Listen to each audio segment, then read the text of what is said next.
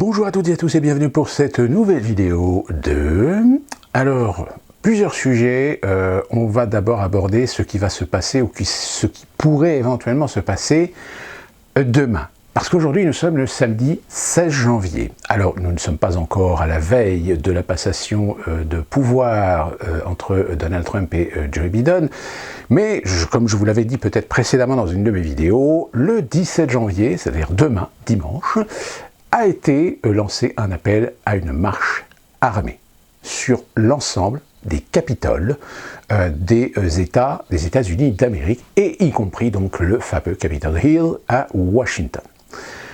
À l'heure actuelle, c'est la chasse parce que vous n'êtes pas sans ignorer qu'un grand nombre de participants qui ont investi le Capitole le 6 janvier dernier ont été arrêtés, un certain nombre d'entre eux ont été mis en détention provisoire, dont le fameux manifestant à tête de bison qu'on fait passer aujourd'hui comme étant un complotiste, voire le responsable limite du coup d'État. Il y a même des médias qui se sont amusés à dire que il y avait des intentions de capturer et de tuer des représentants, pour vous dire jusqu'à quel point aujourd'hui les médias sont en train tout simplement de faire monter un petit peu la mayonnaise, et d'ailleurs même avec la complicité de certains médias français qui ne font que simplement faire les perroquets par rapport à ça, alors que très sincèrement, si vous avez vu les vidéos, si vous avez vu les images, est-ce que pour vous, ces gens sont véritablement des menaces pour la démocratie?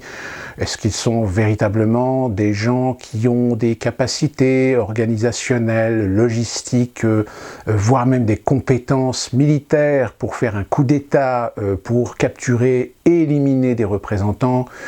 Je vous laisse vous-même votre opinion sur la question. Moi, personnellement, je vis aux États-Unis, je vois un petit peu quel genre d'individu c'est, et c'est certainement pas ce genre d'individu-là qui, demain, va faire tomber la démocratie américaine.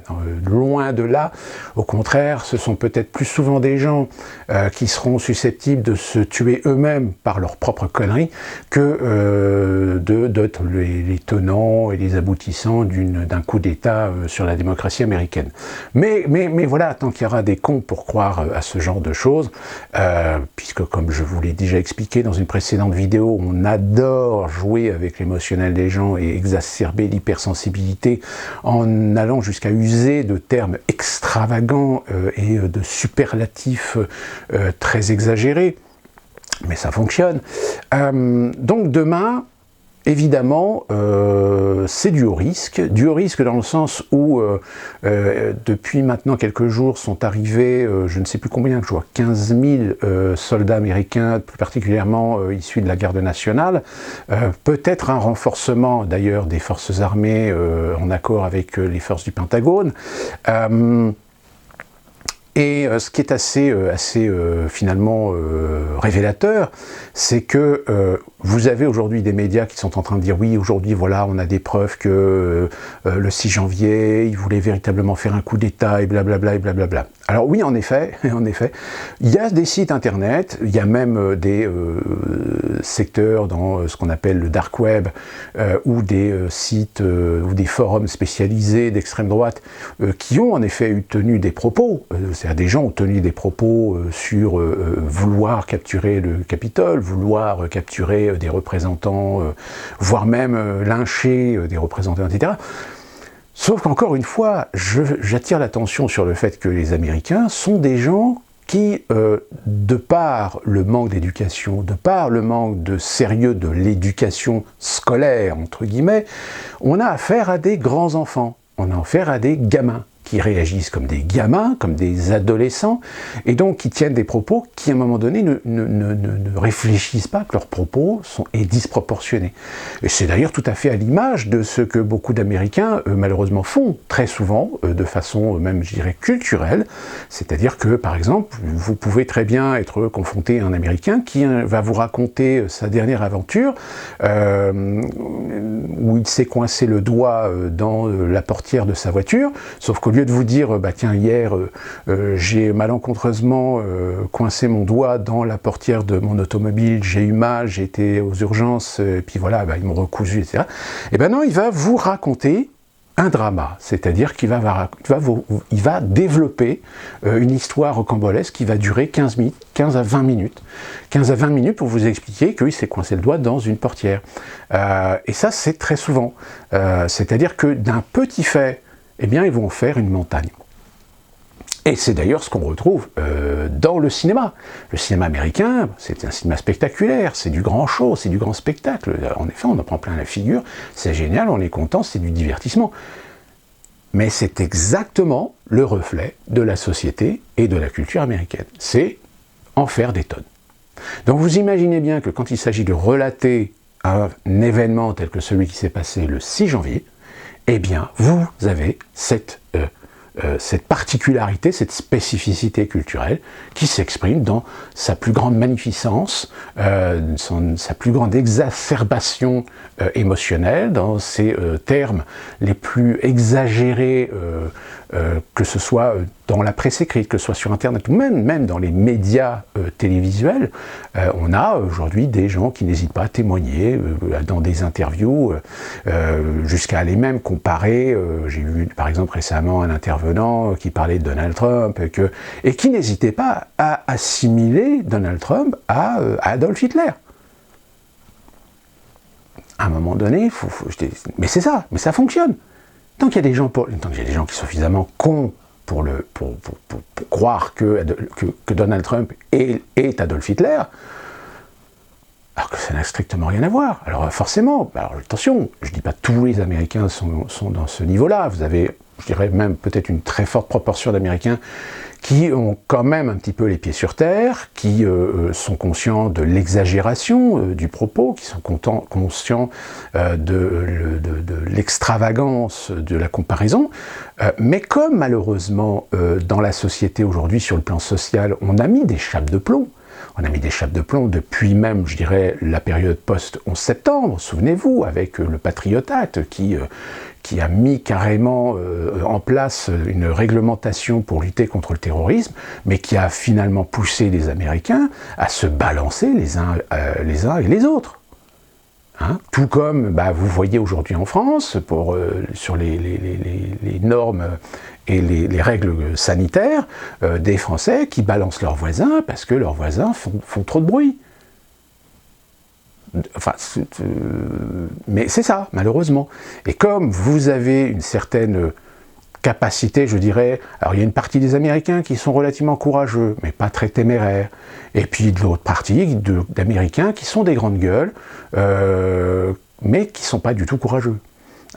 Tout comme vous avez aussi des Américains qui ne sont pas idiots, qui sont conscients que leur pays est en déclin, mais comme on est dans une société isolationniste et individualisée, tant qu'ils ont leur petit boulot, leur petit salaire, qu'ils peuvent satisfaire leurs petits besoins, leurs petits divertissements, leurs petits plaisirs, le reste, ils s'en branlent.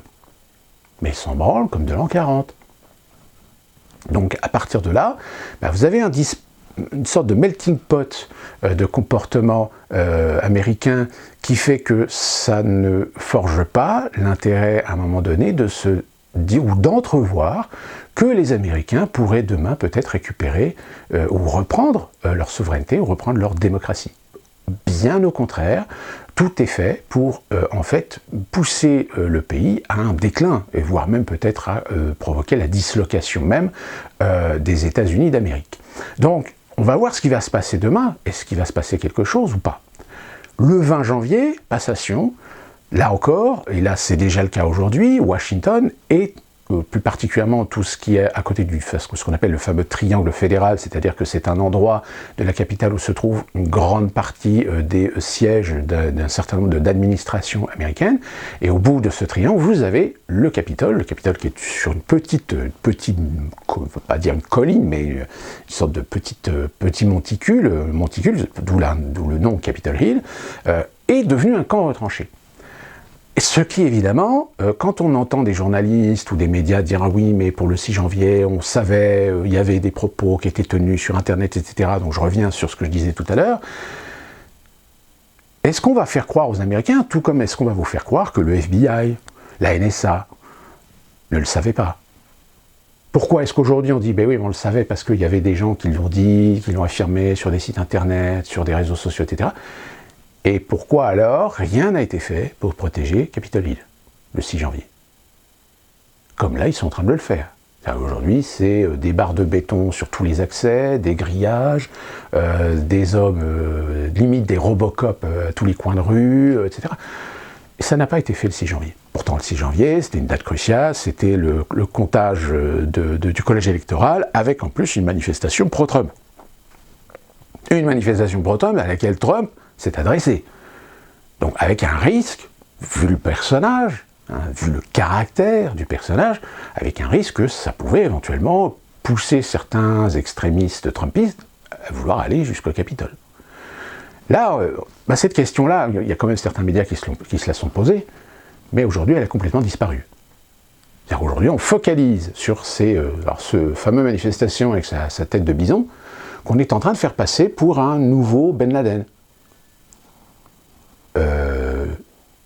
C'est ça l'Amérique, c'est-à-dire des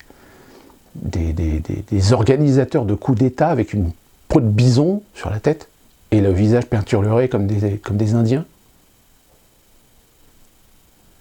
Alors on essaie de nous faire croire que ce type avait des intentions meurtrières, etc.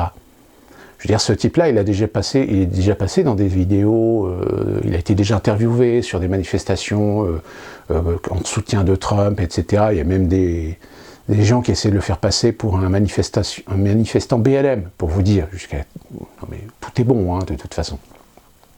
Donc, quand vous voyez ces vidéos de ce personnage, ça ressemble plus à un huluberlu, un original, je dirais même peut-être un mec qui essaie de faire sa pub, parce que je crois qu'il est acteur, je ne sais plus exactement, qu'un participant ou un incitateur à un coup d'État contre la démocratie américaine. Enfin, ça me paraît vraiment... c'est comme si vous disiez que, je ne sais pas, en équivalent en France, je ne sais pas si le grand Christ cosmique, par exemple, pourrait être accusé d'être l'organisateur d'un coup d'État contre l'État français. Le grand Christ cosmique, c'est ce monsieur qui est un petit peu... si jamais vous allez sur YouTube, regardez les vidéos de ce monsieur, vous allez voir, c'est du délire, c'est assez délirant. Et le pire, c'est qu'il est sérieux, il est très convaincu de son fait. Enfin voilà, je pense qu'il y a un moment donné, c'est quand vous en arrivez à voir des médias, et voire même la complicité d'autorités, de prendre les gens vraiment pour des cons et faire passer des vessies pour des lanternes, vous comprenez que c'est pas fait par hasard. Je veux dire, il y a bien une raison derrière. Et je vais en venir à peut-être un risque. Je ne sais pas si on peut compter sur ce risque pour demain, mais pour le 20 janvier, je pense que oui. Et dans ma tête, il y a un mot qui résonne, je dirais même un nom qui résonne, sur un haut risque, qui servirait énormément à l'intérêt de cette portion du pouvoir politique américain qui est en train de prendre le pouvoir. Ce nom, c'est Maïdan. Je veux dire, la possibilité qu'il provoque ou qu'il tue des manifestants pour allumer la mèche finalement d'un baril de poudre n'est pas totalement anodin. Alors peut-être que j'y vois les choses de façon extrême, peut-être que j'affabule, mais voilà, c'est un nom qui me revient à l'esprit. Alors pour ceux qui ne connaîtraient pas un peu l'histoire, je rappelle, Maïdan, c'est cette fameuse place qui se trouve à Kiev, en Ukraine, qui a été l'endroit où il y a eu une manifestation contre l'ancien président ukrainien de l'époque, qui a été déclenchée suite à... Alors je me souviens plus de son nom de ce président, je vous le mets là si je le retrouve. Et la petite histoire, et ça je m'en souviens très bien parce que quand j'ai vu l'information, je me suis dit, oh là c'est bon, ça va remuer dans les brancards, c'est que ce président a complètement foutu en l'air et a foutu à la poubelle les accords qui étaient en négociation avec l'Union européenne. Et plus particulièrement concernant le je crois, le gaz, enfin tout du moins les ressources énergétiques, dont le gaz ukrainien est un sujet très important, je dirais, dans cette affaire, puisque même les fameux bidons sont impliqués dans l'affaire. Et ce président a décidé finalement de retourner vers le partenaire, on va dire peut-être le partenaire historique, qui est la Russie. Or, on sait que, vu l'histoire un petit peu de l'Ukraine, il y a une partie de la population qui est très envieuse, qui est très, je dirais, qui en veut beaucoup à la Russie. Alors je ne veux pas refaire l'histoire du pourquoi, du comment, etc. Le fait est, c'est que l'Ukraine possède une forte communauté russophone, puisque comme un grand nombre de pays qui étaient les anciens satellites de l'Union soviétique, eh bien il y a eu du dispatching de population, c'est-à-dire vous avez des populations russes qui sont venues s'installer dans ces différents pays. C'est exactement, si vous voulez, le même phénomène qui se passe au Tibet, c'est que depuis que le Tibet est devenu chinois, et bien aujourd'hui vous avez des Chinois qui s'installent au Tibet et qui sont évidemment en train de prendre les meilleures places, les pôles positions en matière d'acteurs économiques au Tibet, et c'est ce qui s'est passé en Ukraine, si vous voulez. C'est qu'il y a eu évidemment des communautés russes qui se sont accaparées, appropriées un petit peu, je dirais, certains secteurs économiques dans lesquels aujourd'hui sont devenus des acteurs historiques, sur lesquels évidemment il y a eu des remises en question, il y a eu des mouvements, on se souvient des révolutions oranges, etc. On se souvient des turpitudes, des multiples rebondissements qu'il y a eu avec les accords avec Gazprom, qui est la société russe de gaz. Et donc cette annonce de ce président à l'époque, évidemment, a fait boule de neige, parce que l'Union européenne, sentant qu'elle était désormais sur la touche, eh bien, derrière, qu'est-ce qui s'est passé ? On a relancé la machine contestataire de l'opposition ukrainienne. Ça a donné une grande manifestation qui s'est installée sur cette fameuse place Maïdan, comme on a eu le cas en France avec les fameux Nuits debout, qui avaient pris lieu et place sur la place de la République à Paris. Sauf qu'évidemment, les autorités ont voulu reprendre la place, etc. Et ça, c'est parti en couille. Voilà, c'est parti en couille. Sauf qu'il y a un moment donné où ça a commencé à tirer. C'est-à-dire que, en fait, il y a eu des manifestants, qui ont été tués. Donc, du fait que les manifestations ont été tuées, donc évidemment, ça a provoqué plus de violence, plus de brutalité, plus de volonté d'en découdre avec les autorités, etc. Donc, en fait, ce qu'on appelle le massacre de Maïdan. Sauf qu'aujourd'hui, on sait pertinemment que un certain nombre de manifestants, eh bien, en réalité, ont été tués par des snipers. C'est des snipers qui étaient en fait, qui ont en fait tué des manifestants justement pour allumer finalement le baril de poudre. C'est-à-dire que ce sont des tireurs qui étaient du côté des manifestants et non pas du côté de l'autorité.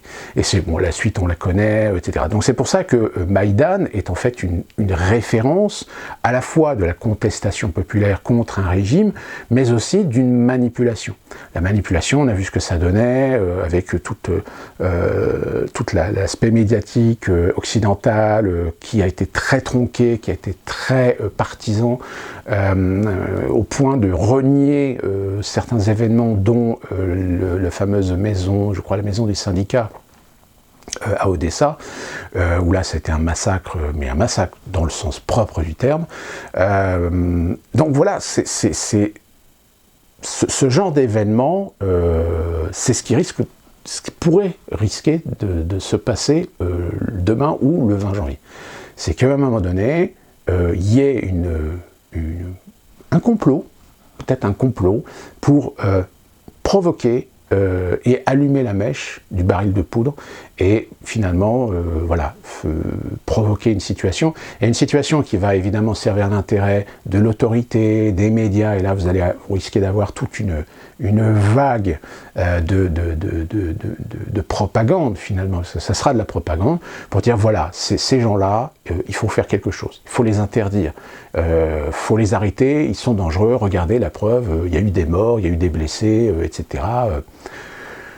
Et voilà, et je pense que c'est exactement ce qu'ils recherchent. Ce qu'ils recherchent et qui renforcerait encore plus les démocrates pour avoir un pouvoir absolu, voire même utiliser la situation pour finalement lancer des projets de loi ou des décrets contre tout ce qui pourrait être lié à Trump, parce qu'évidemment tout va être relié à Trump.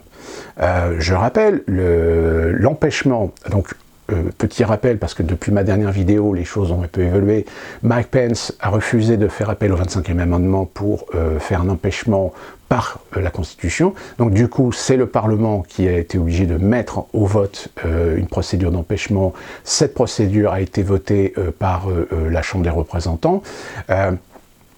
Donc évidemment, tous les médias, etc., ça y est, on a même vu des titres, hein, ça y est, Donald Trump, premier président de l'histoire à avoir subi un second empêchement, etc., alors que l'empêchement, non, n'est pas encore validé, il doit encore passer au Sénat.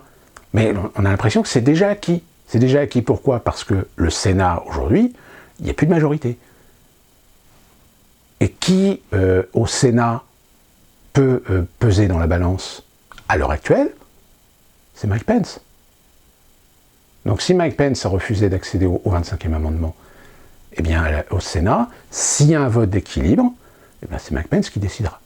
Sauf que, eh bien les républicains sont très heureux de savoir qu'au sein de leur parti, eh bien ils ont des traîtres qui vont voter pour l'empêchement au Sénat. Sauf que, encore une fois de plus, comme je vous disais tout à l'heure, on est dans le show à l'américaine. Pourquoi? Parce que le vote du Sénat va avoir lieu le 19 janvier, la veille de la passation de pouvoir. Donc ça n'a strictement aucun intérêt. Si ce n'est peut-être, en effet, comme je vous le dis, faire le show à l'américaine. Et malheureusement, dans ce show, eh bien aujourd'hui, vous avez un renforcement de la part d'une partie de l'Amérique conservatrice qui se rend compte que le parti républicain, eh bien, est constitué de planches pourries. Donc aujourd'hui, les républicains vont être perdants à double titre. Non seulement ils vont perdre tous les pouvoirs, c'est-à-dire qu'ils ont perdu à la fois la Maison-Blanche, mais ils ont perdu aussi le Parlement, c'est-à-dire qu'ils ont perdu le Sénat. Et en plus de ça, ils vont perdre encore 2 fois plus de crédibilité qu'ils avaient déjà perdu à cause de George W. Bush. Le Parti républicain est mort. D'où la raison pour laquelle il faut absolument descendre Donald Trump, voire peut-être même à la limite l'assassiner, pour être tranquille. Parce que Donald Trump, même s'il perd la Maison-Blanche, eh bien, s'il ne subit pas un empêchement, il pourra parfaitement créer son propre parti, voire même peut-être reconquérir la Maison-Blanche en 2024. Personnellement, je n'y crois pas du tout parce qu'en 4 ans, il peut se passer énormément de choses, surtout quand on est dans la situation de pandémie mondiale, d'économie en crise mondiale, etc. Donc il peut se passer énormément de choses en l'espace de quelques mois. Donc vous pensez bien qu'en 4 ans, la situation sera totalement différente. Et si ça se trouve, peut-être tout le monde aura déjà oublié Donald Trump comme potentiellement rééligible, je dirais, pour un second mandat. Donc la procédure d'empêchement, en effet, veut faire en sorte de le rendre inéligible en 2024.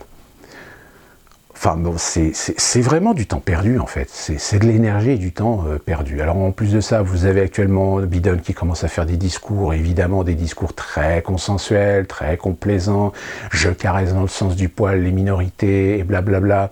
Là il vient d'annoncer en grande pompe qu'il a pour projet par exemple de remonter le taux horaire fédéral, qui est à 7,86 $, je crois, de mémoire, et le remonter à 15 $ de l'heure. Alors, évidemment, vous et moi, nous me disons, oui, c'est vrai que c'est pas plus mal, c'est bien, c'est une bonne mesure sur le plan social. Sauf que ça pose 2 problèmes. Le premier problème, c'est que vous avez aujourd'hui des entreprises qui survivent justement parce qu'elles ont cette souplesse d'avoir un taux horaire pour payer leurs salariés au plus bas.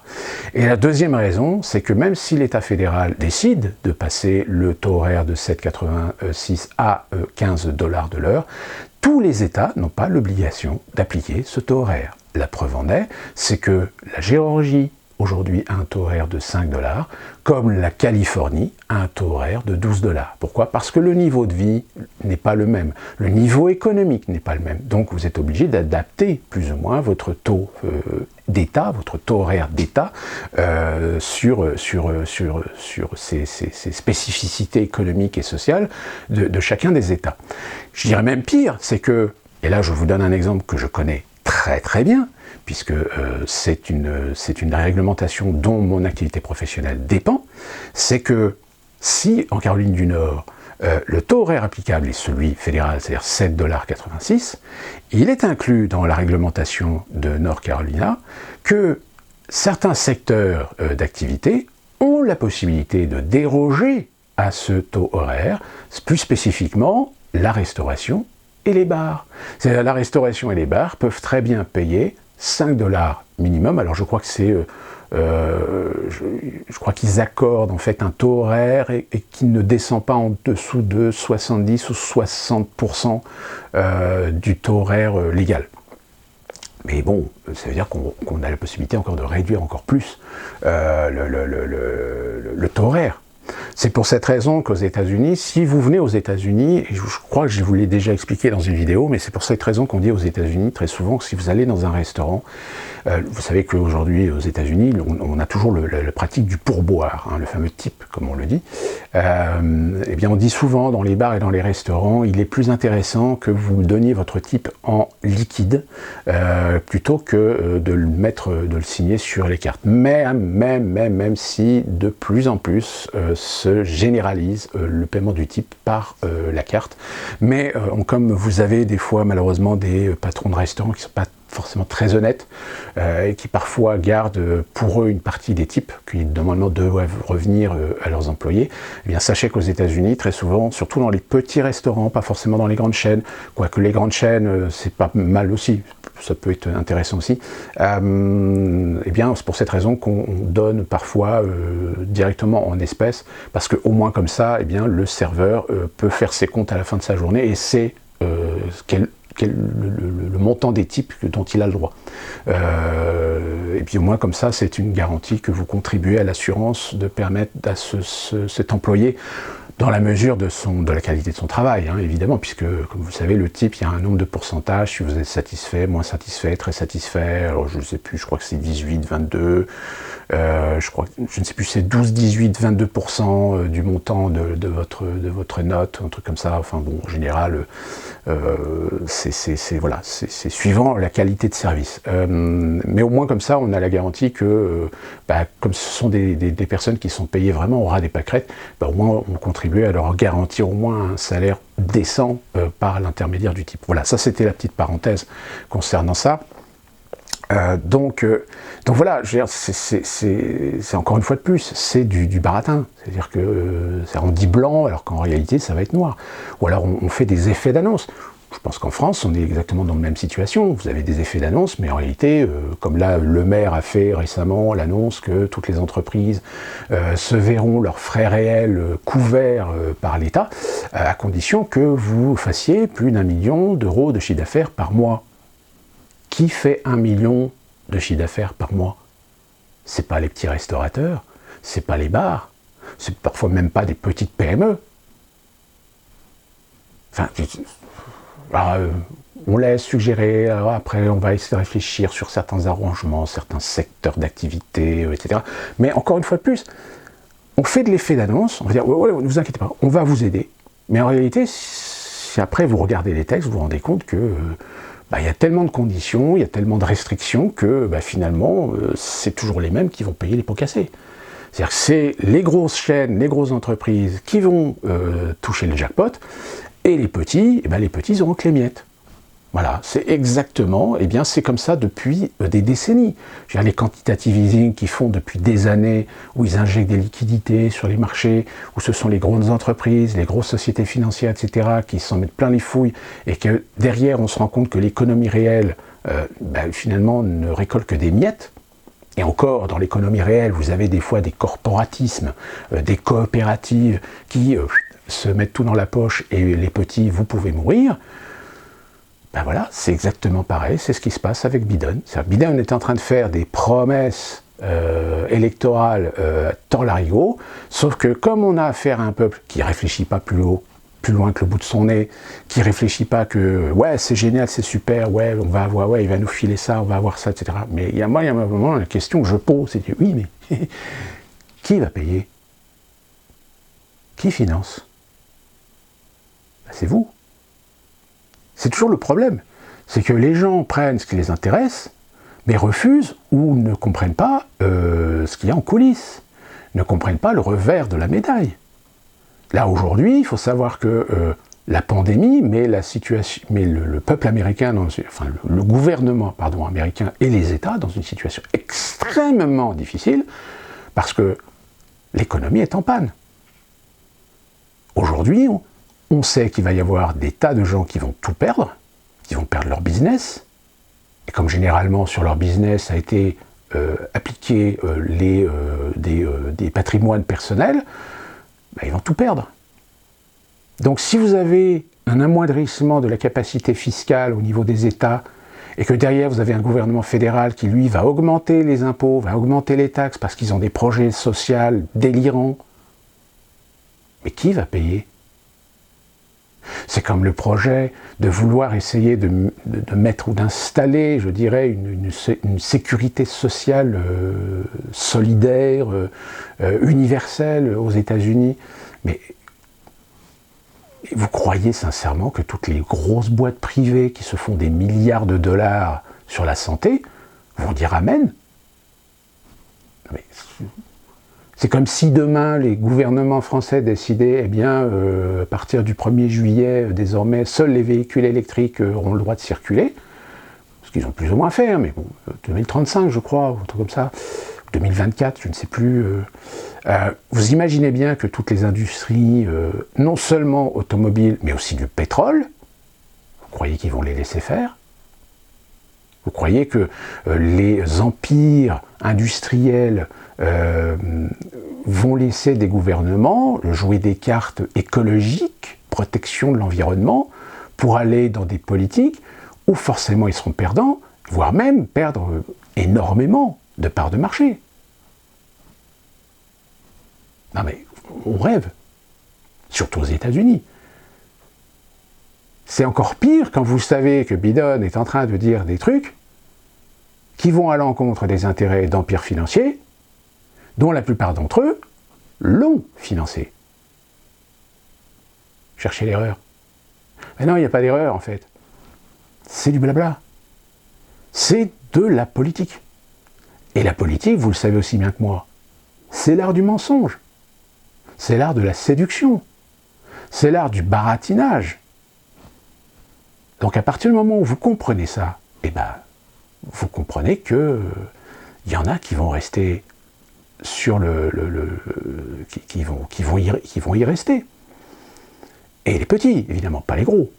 Eux, les gros, là, aujourd'hui, ils sont en train de préparer le terrain pour le grand reset, hein, soyons clairs. En plus, avec tout ce qui est en train de se passer vis-à-vis de la pandémie, vis-à-vis des vaccinations, vis-à-vis des lockdowns, vis-à-vis des confinements, etc. Là, on est en train de resserrer les boulons. Hein, l'Angleterre est en reconfinement, la France a globalisé le couvre-feu à 18h, mais attendez-vous à ce que les chiffres continuent à monter et qu'on va vous justifier un reconfinement le 20 janvier. Attendez-vous à ce que l'Allemagne, aujourd'hui, est en train de partir en couille parce qu'elle aussi, on a tellement misé sur regardez, l'Allemagne, c'est génial ce qu'ils ont fait, etc. Ouais, sauf que là, vaccination, ok, sauf que y a de plus en plus de gens qui sont contaminés. Bah oui, parce que tout simplement, on s'est rendu compte que finalement, même vacciné, vous pouviez choper le Covid.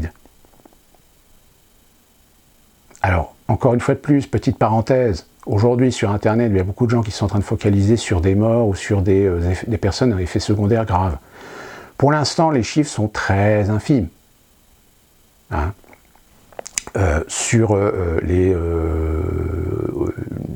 De mémoire, aux États-Unis, je crois qu'il y a 4,7 millions de personnes vaccinées. On a dénombré aujourd'hui, je crois, à peu près 1200, un petit peu moins de 1200 personnes qui ont eu des conséquences ou des effets secondaires graves pour, je crois, 2 ou 3 décès. C'est ridicule. 4 millions, 4 millions 7. même pas 1500 cas, on est sur des proportions tout à fait acceptables. Par contre, attention, si je vous dis ça, c'est pas pour défendre le vaccin, c'est qu'on est à quoi? Un petit peu plus d'un mois maintenant des campagnes de vaccination. Que pour l'instant, on n'a pas encore suffisamment de recul, il faut attendre au moins minimum, et encore minimum, 6 mois pour faire un bilan de la campagne de vaccination.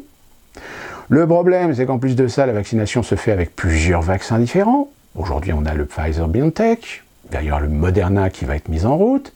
Vous allez avoir aussi, je ne sais plus quel autre, le AstraZeneca. Donc pour l'instant, on n'est pas dans une situation suffisamment élaguée, on va dire, pour savoir si les vaccinations sont... si on peut déjà tirer des conséquences ou des bilans sur les vaccinations, est-ce que ça sert à quelque chose, est-ce que ça sert à rien, est-ce que c'est dangereux, c'est pas dangereux, etc. En plus de ça, bon, encore aux États-Unis, on a l'avantage d'avoir un site web qui recense l'ensemble des gens qui ont pu avoir des conséquences ou des séquelles sur les vaccinations, ce qui n'est pas le cas en France, puisqu'en France, on vous donne des chiffres, mais c'est les chiffres officiels, donc on a vu ce que ça donnait, les chiffres.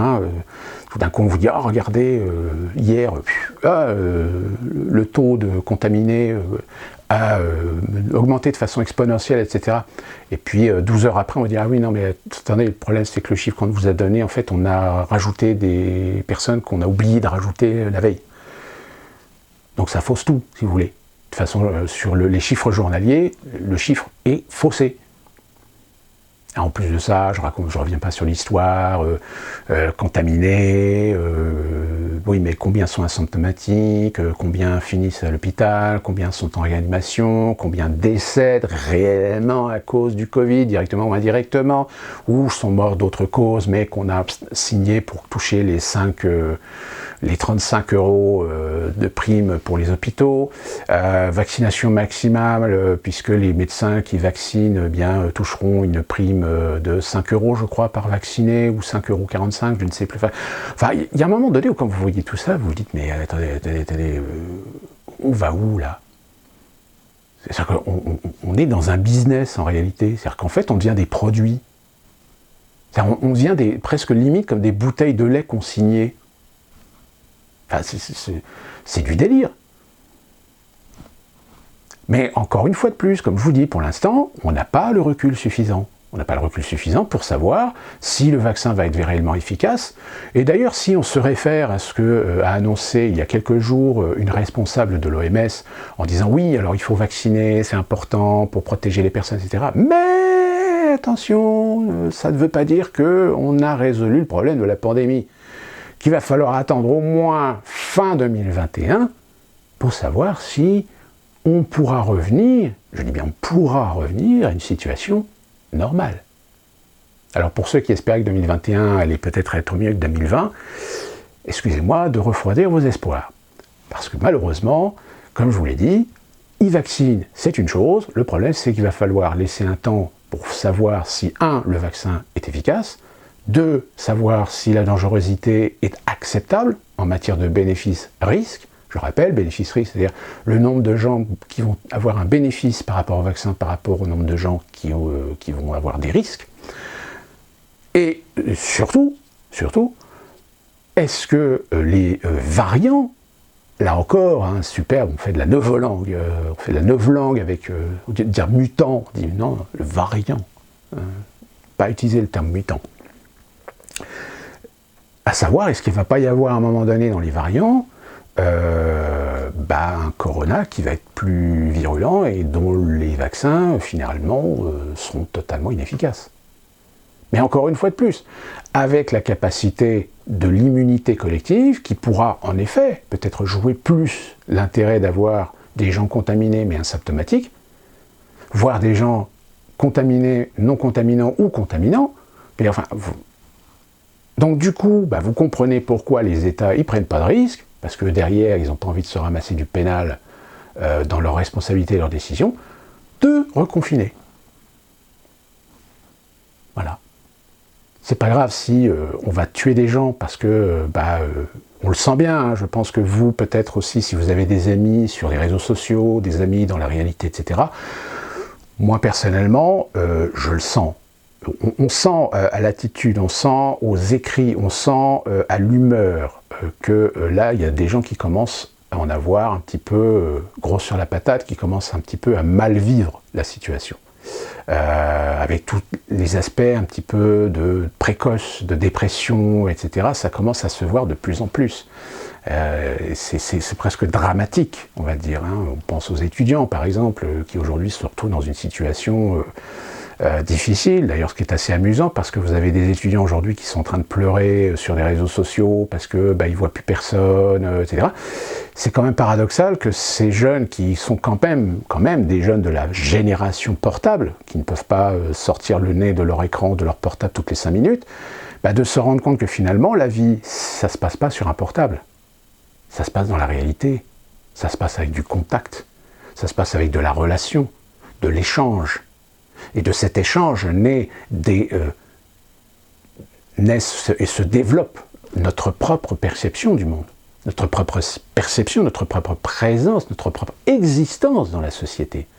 Alors là, en effet, confiné devant un écran d'ordinateur, même si vous avez des relations avec des gens par écran interposé, c'est pas la même chose que quand vous avez des relations directes avec les gens. Donc ça, évidemment, tout d'un coup, là, il y a une réalité de l'univers numérique qui s'est implanté, qui s'est instauré, qui a réussi à conditionner les individus à l'usage des réseaux sociaux et de ne pouvoir même plus s'en passer.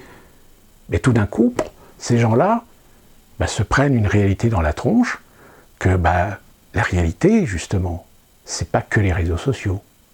Que l'existence de l'individu passe par sa relation avec les autres, par sa sociabilisation, par son existence, par ses interactions dans le réel, que d'essayer de faire des trucs débiles qu'on va poster sur Instagram, sur Facebook ou sur Twitter pour faire le maximum de likes et trouver peut-être le moyen de se faire un petit peu de thunes.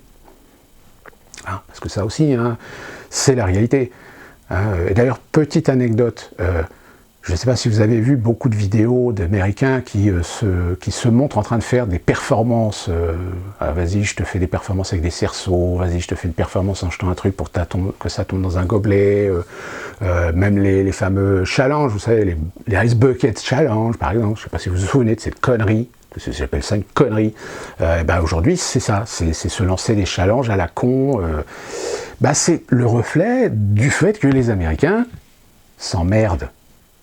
Parce qu'en dehors des divertissements du week-end qui se résument au match de foot, au match de baseball, au match de basket, ou un petit peu le soccer aussi, hein, le football qu'on connaît en France, hein, qui s'appelle le soccer aux États-Unis, en dehors du cinéma, en dehors de la télévision, des émissions à la con, télé-réalité, le reste du temps, à part sortir dans des parcs, d'attractions, à part aller dans des festivals où finalement vous retrouvez toujours les mêmes, parce que vous retrouvez toujours les mêmes activités dans ces festivals, même si c'est des festivals thématiques. Moi, par exemple, je vous donne un exemple. Tous les ans, il y a ici ce qu'on appelle le Festival Renaissance. J'y suis allé plusieurs fois, mais au bout d'un moment, j'ai arrêté d'y aller, parce que c'est toujours les mêmes. Tu vois toujours les mêmes têtes, tu vois toujours les mêmes spectacles, tu vois toujours les mêmes trucs. Il n'y a pas d'originalité au bout d'un moment, il n'y a pas de diversité, il n'y a pas de changement. Donc au bout d'un moment, vous faites le tour. Et puis quand une fois vous avez le tour, vous vous emmerdez. Donc comme vous vous emmerdez, vous essayez de vous trouver des activités. Donc vous trouvez des activités à faire des conneries. Voilà, puis à montrer ça sur YouTube. Parce que, c'est tout à fait symbolique. Alors c'est encore plus vrai aujourd'hui avec la pandémie, où les cinémas, les salles de spectacle, les parcs de divertissement, les parcs d'attractions, etc. sont fermés. Donc du coup, il n'y a plus d'activité de divertissement. Donc les Américains s'emmerdent, donc ils pètent les plombs. Donc c'est pour ça qu'il y a certains États qui auraient dû prendre des mesures beaucoup plus restrictives, de reconfinement ou de couvre-feu, etc. Mais ils n'osent pas, parce que mais ils vont faire quoi les Amerlocs là ? En revanche, en effet, ceux qui aujourd'hui sont les très grands gagnants de la situation, c'est les services de streaming. Les Netflix, les Disney+, les Amazon Prime, etc. Là, eux, évidemment, là, ils sont en train de faire énormément de brousouf, comme on dit. Donc, la pandémie a été gérée d'une façon où, même aujourd'hui, avec le vaccin, ils sont totalement incapables d'essayer de rassurer les gens. Et ils sont totalement incapables de prendre des décisions, parce qu'ils savent que derrière, il pourrait y avoir des conséquences juridiques, et ça, ils ne veulent pas les assumer.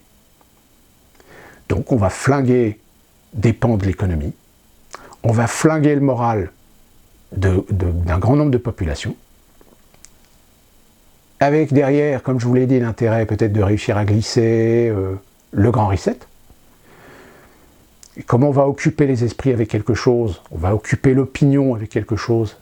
Cette opinion ne verra pas ce qui va lui tomber sur le coin de la tronche avec le grand reset, c'est-à-dire un certain nombre de pertes de liberté, un certain nombre de pertes de droits fondamentaux, dont d'ailleurs, je rappelle, la petite loi, j'ai parlé de la loi qui avait été reglissée en catimini dans ma précédente vidéo. En réalité, c'était la loi, le fameux alinéa 6 qui donnait l'autorité au Premier ministre de mettre en place des politiques de ségrégation, de discrimination envers les non-vaccinés.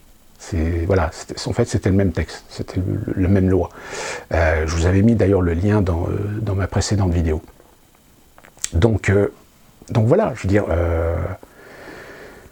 j'ai envie de dire, la situation ne va pas s'améliorer. Et je dirais même qu'aujourd'hui, on est en train de voir, si on est un tant soit peu observateur, et si on est un tant soit peu capable à un moment de prendre de la hauteur, d'analyser un peu les choses, et de se dire, tiens, il y a tel élément, qui ont des corrélations, qui ont des points communs, ou qui peuvent servir à un moment donné à déclencher un mécanisme dans l'intérêt de mettre en place quelque chose qui, pour l'instant, on croit, on pense que c'est inimaginable ou impensable de voir arriver. Bah écoutez, je ne sais pas.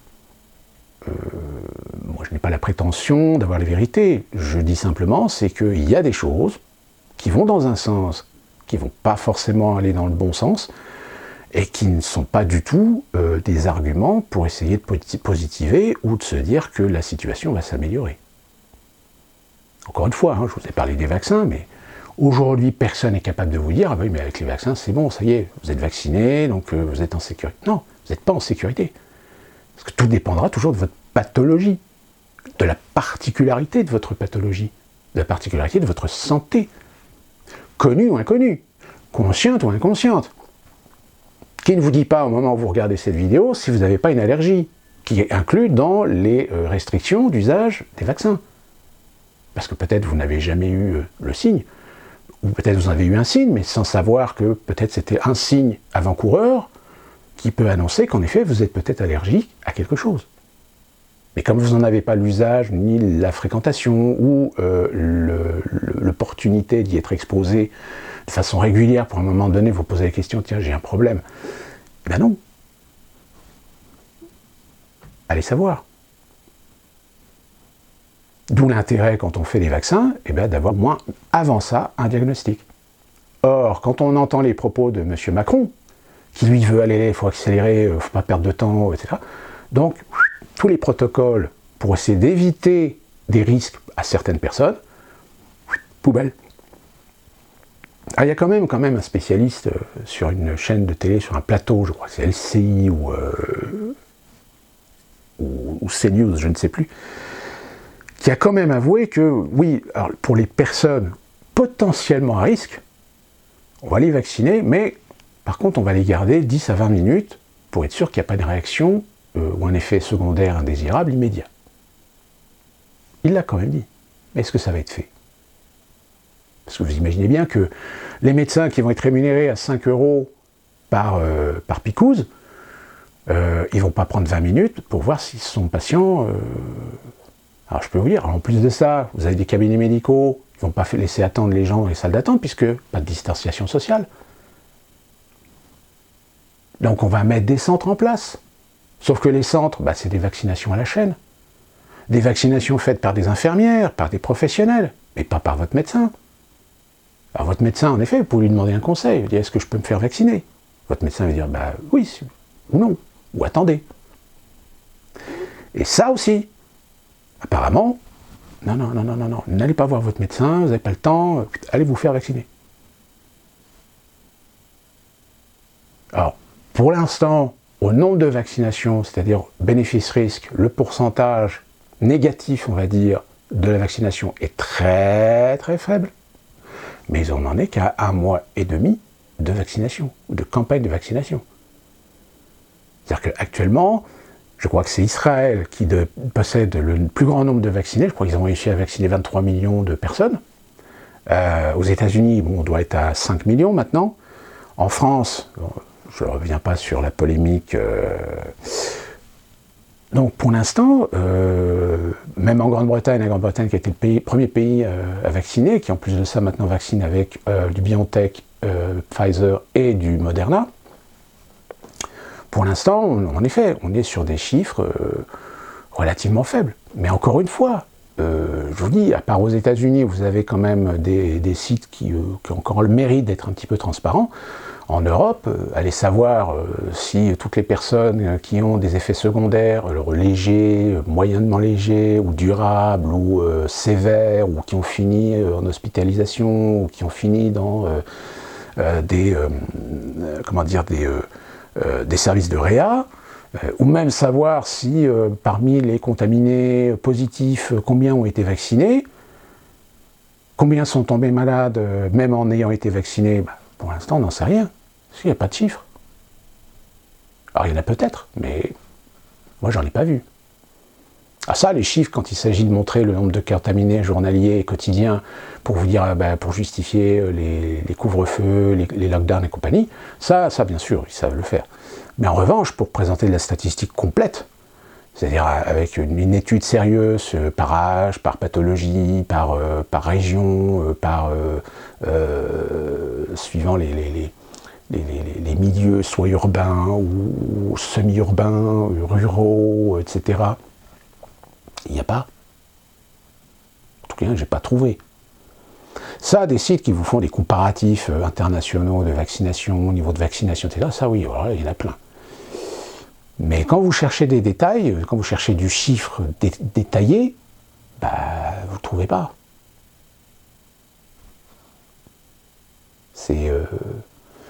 En effet, il y a un site international, mais qui recense de façon internationale les données. D'ailleurs, c'est peut-être le site qui donne le plus de données détaillées, mais encore une fois, qui ne décortique pas tout non plus. Pourquoi ? Parce que y a des pays qui ne donnent pas les données. La France ne donne pas les données sur le comparatif entre les personnes admises en réanimation pour des raisons de Covid ou non Covid. La France ne fournit pas de chiffres pour savoir quel est le taux de mortalité comparé entre des gens morts du Covid, morts avec le Covid, ou morts à cause du Covid. Quand on dit à cause du Covid, c'est entre guillemets, c'est-à-dire que c'est peut-être des conséquences dues à la pandémie, mais sans être mort à cause ou par le virus lui-même. C'est-à-dire que quelqu'un qui se suicide parce qu'il ne supporte plus le lockdown est né de la pandémie c'est le coronavirus, donc la personne s'est suicidée à cause du coronavirus. Vous voyez, c'est ce que j'ai entendu, hein. Je vous le promets. Vous rendez-vous compte, le vice caché d'essayer de te faire comprendre que oui, mais c'est peut-être une personne qui s'est suicidée, qui n'est pas contaminée, mais qui est quand même morte à cause du Covid.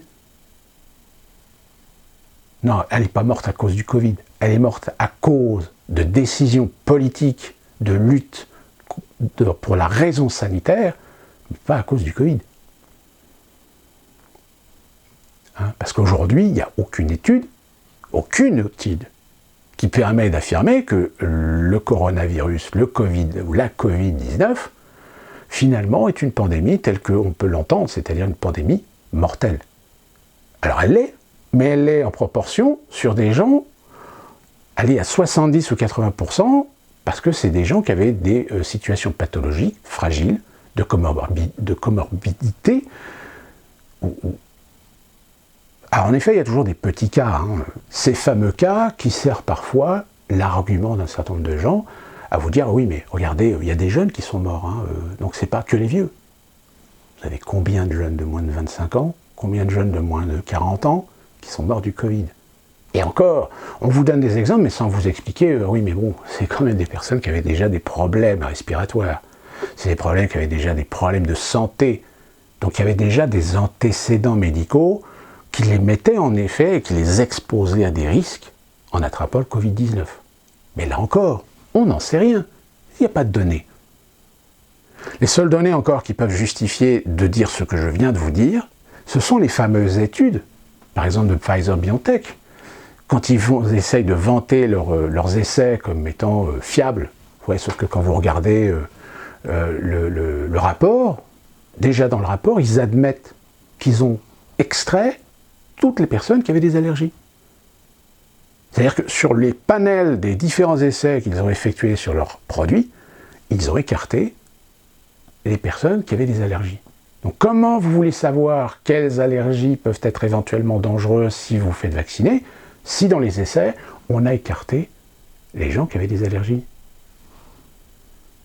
C'est comme si vous faisiez des essais cliniques sur des personnes de moins de 30 ans, et que vous vouliez utiliser le produit sur des personnes de plus de 30 ans, mais que vous disiez, ouais, par contre, vous savez, on n'a pas testé le produit sur les personnes de plus de 30 ans.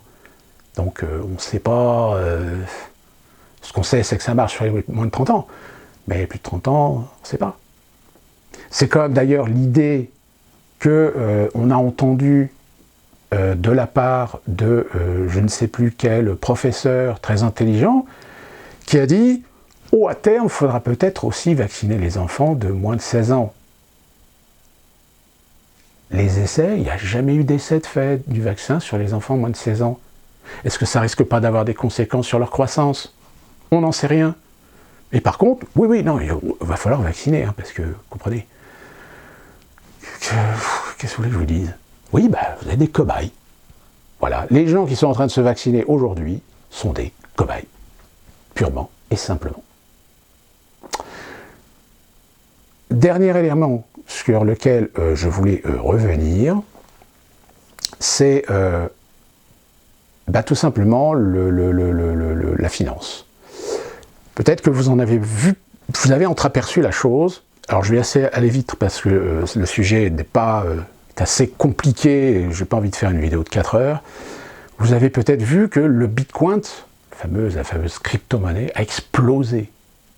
C'est-à-dire que tous les contradicteurs qui disaient oui, le Bitcoin, non, c'est dangereux, c'est très éphémère, etc. Ben oui, mais sauf que là, vu la situation économique, vous avez aujourd'hui des entreprises qui sont en train de planquer, qui sont en train d'investir, comme aussi des particuliers, dans le Bitcoin.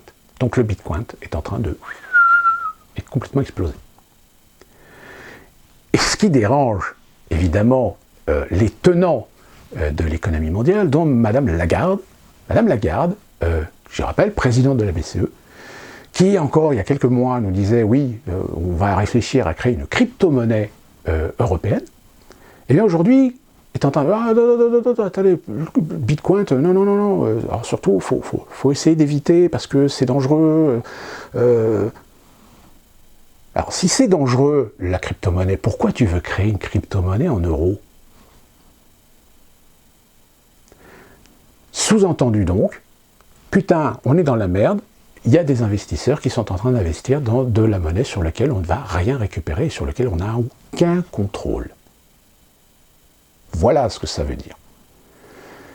Donc vous voyez, ils ont les chocottes. Ils ont tellement les chocottes que je ne sais pas s'ils vont attendre le mois de mai, le forum de Davos, pour mettre sur la table le grand reset.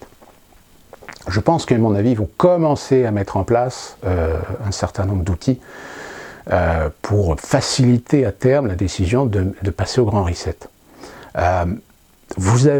Actuellement, vous avez beaucoup d'entreprises, comme je l'avais déjà expliqué il y a maintenant peut-être 1 an ou 2 ans, quand l'instabilité des marchés financiers démontrait que de toute façon on était arrivé en haut du maximum du pic, et que les grandes entreprises, les grands groupes allaient commencer à se racheter, à se bouffer les uns les autres. Et voilà, ça y est, vous êtes en train de le voir. Sauf qu'évidemment, ce n'est pas des informations que vous voyez sur BFM ou des trucs comme ça. Vous avez des banques qui sont en train de se racheter les unes les autres. Là, vous avez, par exemple, je ne sais plus c'est Renault ou Peugeot, je ne sais plus, qui va fusionner avec un autre groupe. Même là, vous avez actuellement, vous avez Monsieur Le Maire qui s'oppose à la fusion de Carrefour et Couche-Tard, qui est un groupe québécois, canadien. Là, vous êtes en train de voir aujourd'hui des fusions et des rachats de grands groupes, etc. Parce que c'est le seul moyen pour eux de sauver les meubles. Sauf que en dessous, si déjà les gros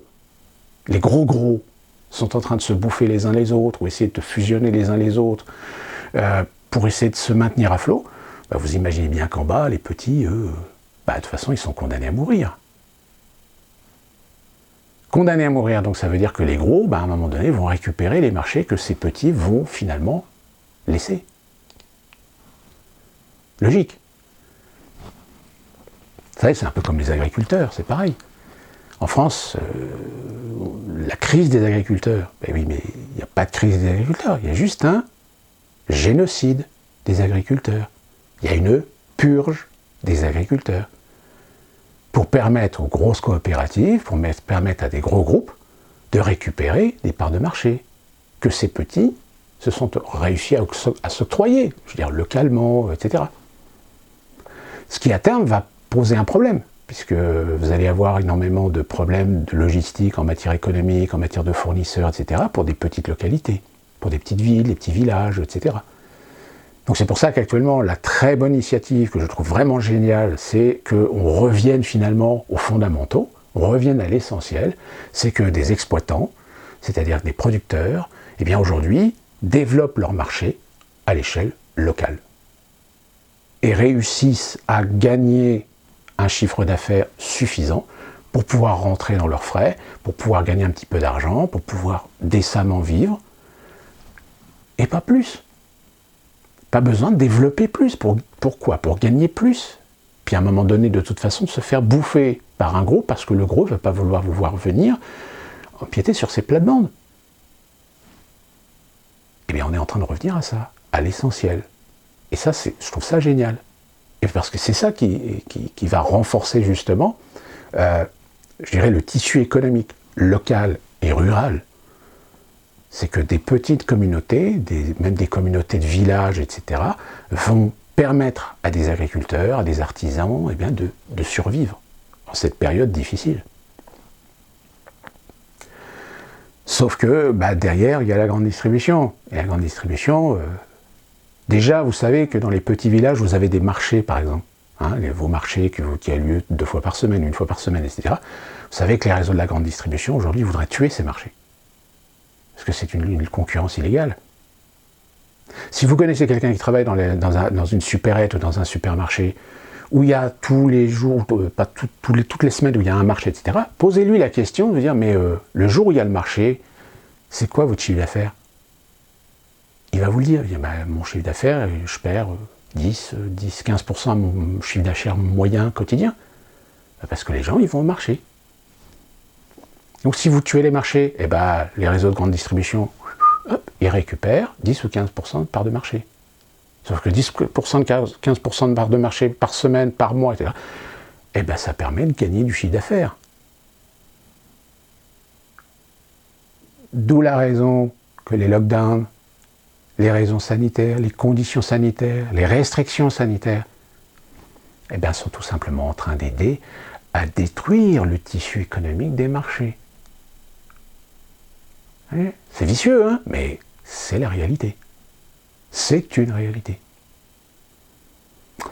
C'est la même réalité, par exemple, que vous savez, alors je ne veux pas faire de petites...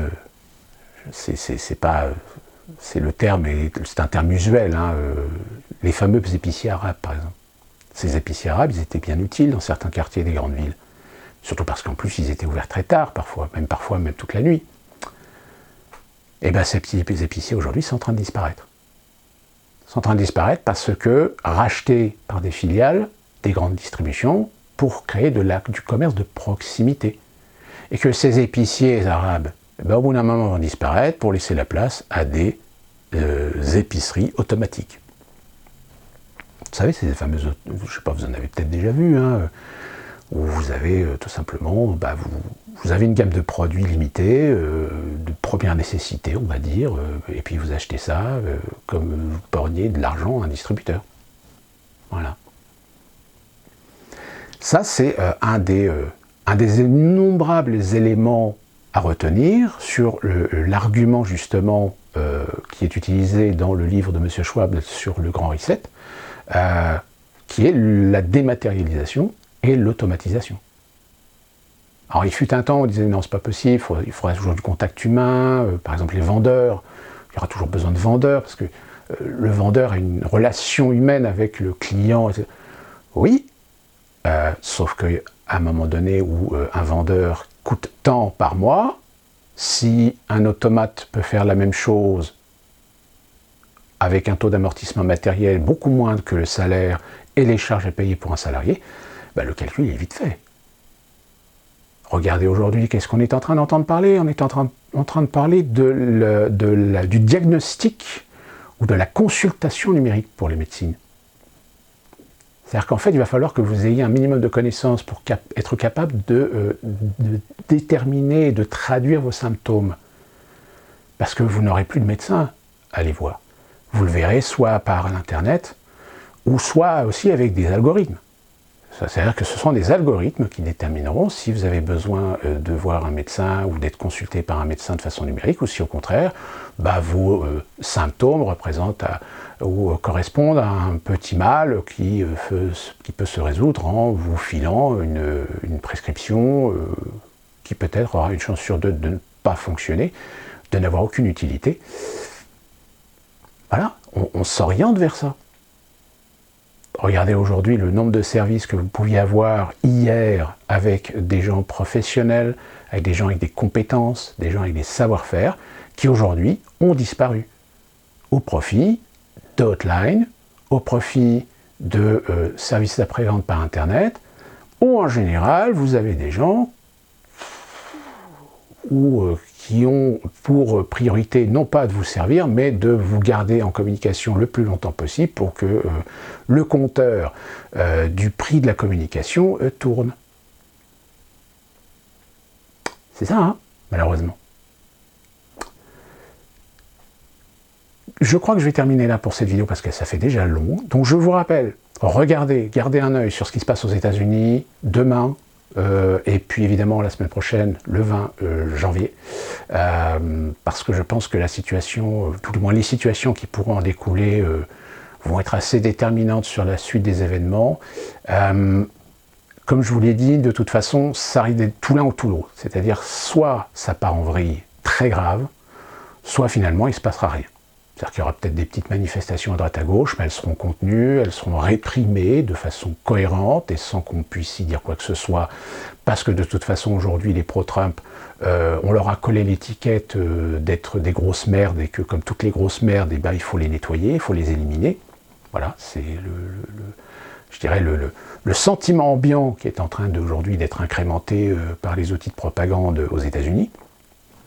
Et ne vous inquiétez pas, en France, toute contestation et opposition et dissidence, elle aussi, passera aux moulinettes. Je terminerai avec cette petite information concernant, vous vous souvenez, cette fameuse loi de sécurité globale concernant les drones. Eh bien, le Conseil constitutionnel a demandé au retrait du texte concernant l'usage des drones. Donc on a au moins le mérite encore d'avoir un Conseil constitutionnel qui fait un petit peu attention et qui évite de satisfaire au moindre des faits et gestes et désirs de ce gouvernement. Mais ne soyons pas dupes, hein, parce qu'à l'allure où ce gouvernement essaie de glisser un certain nombre de lois en catimini, sans que les médias, sans que la population en soit au courant, etc.,